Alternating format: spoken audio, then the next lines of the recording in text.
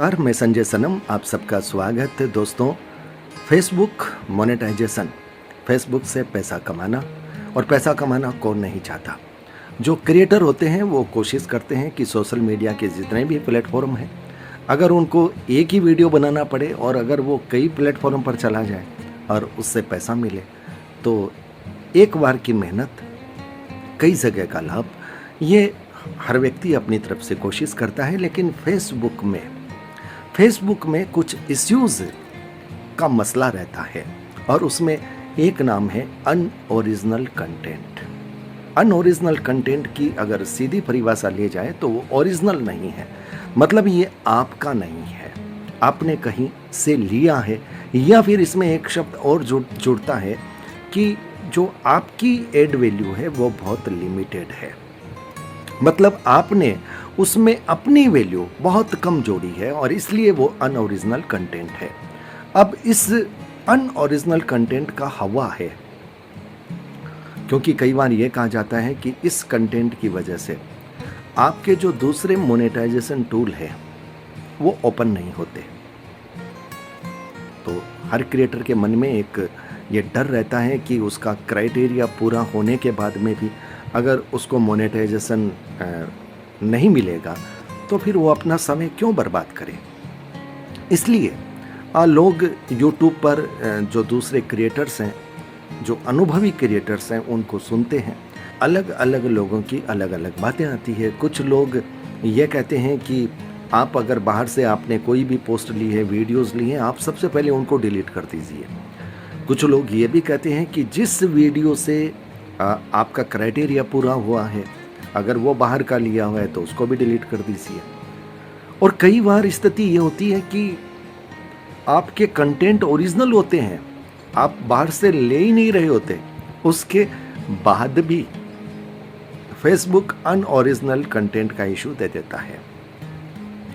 तो भाई साहब, मेरे साथ भी ये हुआ। मैं अपने अनुभव की बात कर रहा हूँ, क्योंकि सुनी हुई बातें अपनी जगह होती है, लेकिन जो घटना आपके साथ घटती है उसे आप प्रमाणित मानते हैं। तो फेसबुक पेज पर मैंने तकरीबन 28-29 दिसंबर 2023 से काम शुरू किया और मुझे ये देखने में आया तकरीबन 10 जनवरी को मेरी प्रोफाइल में जहाँ रिकमेंडेशन होती है वहाँ पर अनओरिजिनल कंटेंट का तमगा लग गया। पहले तो मैंने उसको सीरियसली नहीं लिया, लेकिन जब मैंने YouTube में कई वीडियोस ऐसे देखे कि अरे ये अनओरिजिनल कंटेंट, ये बहुत बड़ा इशू है, ये आपको मोनेटाइजेशन टूल आपके ओपन नहीं होने देगा, फिर आप कमा नहीं सकते। तो फिर लोगों को सुना और कुछ लोग कह रहे थे कि रिपोर्ट प्रॉब्लम पे जाओ और आप अपनी मेल करो, 10 दिन 15 दिन में मेल करते रहो। तो भाई साहब, मैंने कम से कम 30 से 35 मेल कर दी, रिपोर्ट प्रॉब्लम में कर दी, फीडबैक में दे दिया, मेटा बिजनेस में दे दिया, फेसबुक को बहुत कुछ कह दिया, लेकिन अनओरिजिनल कंटेंट का इशू वहां से हटा नहीं। अब एक सवाल आता है कि अनओरिजिनल कंटेंट का इशू रहने पर क्या मोनेटाइजेशन टूल खुलते हैं? तो साहब, मेरा ये अनुभव है कि सब्सक्रिप्शन का टूल मुझे मिला है। हाँ, इनस्ट्रीम एड्स मेरे 2 बार रिव्यू में गए और रिजेक्ट भी हुआ, फिर रिव्यू में गया है, वो अभी तक रिव्यू में है। और आपको एक और बात बता दूं कि बार बार लाइव आने के बाद, इतने वीडियोस होने के बाद, मेरे फेस के इतने वीडियोस होने के बाद भी ताज्जुब होता है कि फेसबुक ने अनओरिजिनल कंटेंट तो था ही, एक और इशू दे दिया। वो होता है ना कि यूजर नॉट एलिजिबल पड़ा था। मैंने फिर इसको समस्या के रूप में नहीं लिया, मैंने ये समझ लिया कि फेसबुक की टेक्नोलॉजी में ही कोई कमी है। जो फेसबुक में नया पेज बनाते हैं उनको भी restrict monetization, user not eligible ये मिल जाता है, और फिर लोग कहते हैं कि 30 दिन आपकी पुरानी हो जाएगी। बल्कि फेसबुक के नोटिफिकेशन में भी होता है कि 30 दिन पुरानी हो जाने के बाद आपको ये इशू हट जाएगा। तो साहब, मैंने चिंता छोड़ दी, और ये चिंता तब छोड़ दी जब सब्सक्रिप्शन का मुझे मिल गया था। तो फिर मुझे लगा ये इशू कोई विशेष महत्वपूर्ण भागीदारी नहीं निभाएंगे, मोनेटाइजेशन टूल जो खुलने होंगे वो खुलेंगे। लेकिन आपको एक बात बताऊं,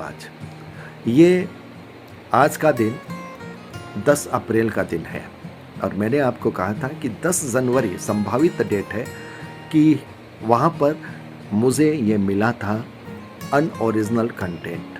तो अब आप देख लीजिए, फरवरी, मार्च, अप्रैल, 3 महीने।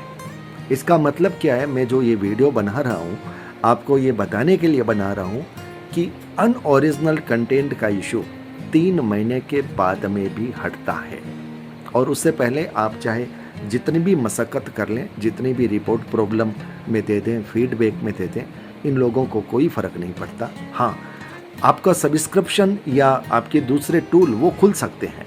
अगर कोई ये कहे कि अनओरिजिनल कंटेंट आने के बाद आपके मोनेटाइजेशन टूल नहीं खुलेंगे तो मैं ये नहीं मानूंगा, क्योंकि मैंने अपनी प्रोफाइल में मेरा टूल खुला है। तो मैं आपको यह बता रहा हूँ कि आप व्यर्थ की चिंता मत कीजिए और अपनी उन पोस्ट को डिलीट मत कीजिएगा जिनकी वजह से आपने अपना क्राइटेरिया पूरा किया है। कोई पोस्ट अगर आपकी वायरल हुई है, लाखों में लोगों ने देखा है, तो फिर आप उसको डिलीट मत कीजिएगा। 3 महीने का इंतज़ार कीजिए। 3 महीने होने के बाद हो सकता है आपका ये इशू खुद ब खुद हट जाए, जैसा कि मेरा हटा है। और आप अपना काम करते रहिए, जो आपके टूल हैं वो खुलेंगे। लेकिन हाँ, मुझे ऐसा लगता है कि इन स्ट्रीम एड्स में को लेकर के शायद इस इशू में कोई लोचा हो सकता है। इन स्ट्रीम एड शायद आपका तब तक ओपन नहीं होता जब तक ये इशू रहता है। बाकी दूसरे ऑप्शन है वो खुल सकते हैं। तो मेरा इन स्ट्रीम एड अभी रिव्यू में है, काफ़ी दिनों से रिव्यू में है, तकरीबन 15 दिन हो गए होंगे।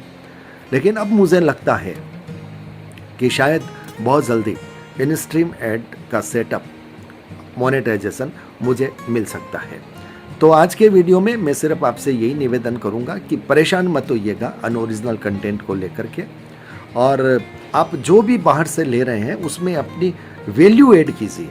आप अपना फेस ज़रूर दिखाइए, आप कुछ बोलते रहिए, सिर्फ वॉइस मत दीजिए। फेसबुक में फेस का महत्व है, फेसबुक नाम है ना, तो इसमें फेस का महत्व है।